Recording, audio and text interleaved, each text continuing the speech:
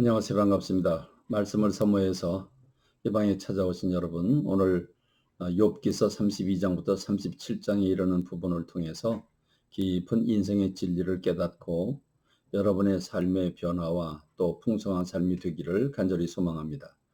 욥기 32장부터 37장에 이르는 부분은 엘리후라고 하는 사람이 욥의 죄를 지적하고 책망하는 그런 부분입니다.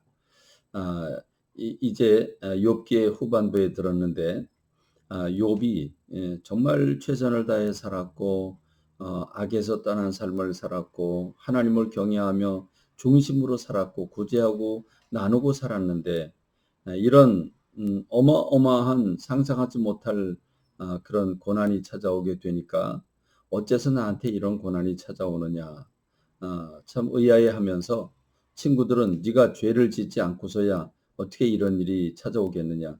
하나님은 의인을 벌하시는 예가 없다. 하나님은 악인을 도우시는 일이 없다.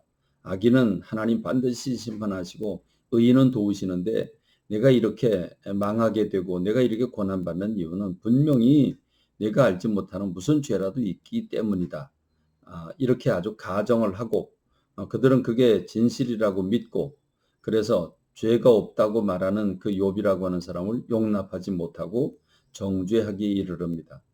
그런데 욥이 계속해서 자기는 의롭다고 반복해서 주장하니까 이 욥의 세 친구들이 할 말을 잃습니다. 그러자 지켜보고 있던 엘리오라고 하는 여러 해 후배가 참지 못하고 나타납니다. 지금까지는 선배님들이 말씀하시니까 자기가 말하고 싶어도 참고 있었는데, 선배님들이 도대체 저 욥이라고 하는 사람 하나를 꺾지 못하니 있을 수 없는 일이다. 그래서 분노하면서 나타납니다. 사실은 이 엘리오라고 하는 사람이 나타나서 욥을 선배들이 꺾지 못했다라고 말하는데, 벌써 꺾어야 된다라고 하는 생각을 가진 것 자체가 이 엘리후가 욥에 대해서 잘못된 편견을 이미 고정사실로 가지고 있구나 하는 걸 우리가 발견하게 되지요.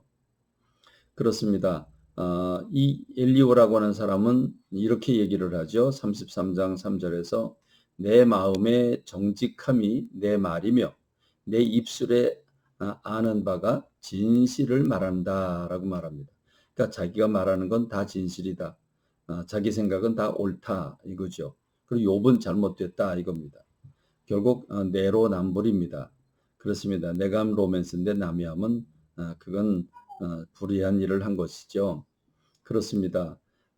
이 엘리후라고 하는 사람이 결국 욥이라고 하는 사람을 향해서 엄청나게 정죄를 하게 되는데, 이 욥이라고 하는 사람이 자기보다 하나님보다 자기가 더 의롭다고 한 것에 대해서 엘리후가 화를 냅니다. 그런데 욥기 전체를 읽어봐도 욥이라고 하는 사람이 내가 하나님보다 더 의롭다 이렇게 말한 적은 한 번도 없습니다. 그것은 욥이 최선을 다했고 내가 악에서 떠난 삶을 살려고 몸부림쳤고 이런 얘기를 반복해서 하자, 그럼 하나님이 그러면 죄 없는 사람을 때렸단 말이지. 그러니까 네가 하나님보다 더 옳다는 거로구나. 자기가 스스로 해석을 한 겁니다. 자기 해석에 빠져서 그걸 판단의 기준으로 삼게 되니까 욥은 죽일 놈이 돼버리고 말았습니다. 하나님이 대답하지 않는다고 어째 사람이 하나님과 논쟁할 수 있겠느냐? 그건 교만한 거다. 우리가 정의가 무엇인지 그리고 선이 무엇인지 한번 따져보자. 그래서 자기가 심판의 기준이 되는 어처구니 없는 모습을 우리가 보게 되죠. 그래서 이 엘리오는 욥의 죄를 이렇게 34장에서 이렇게 지적을 합니다.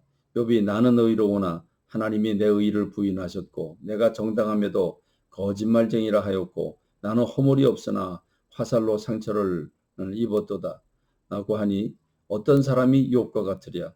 욥이 비방하기를 물 마시듯 하고 악한 일을 하는 자들과 한패가 되어서 악인과 함께 다니면서 이르기를 사람이 어찌 하나님을 기뻐하랴, 무익하다 하는구나. 이렇게 정말 상상할 수 없는 자신의 생각을 욥에게 완전히 뒤집어 씌우는 그런 모습을 볼 수가 있죠.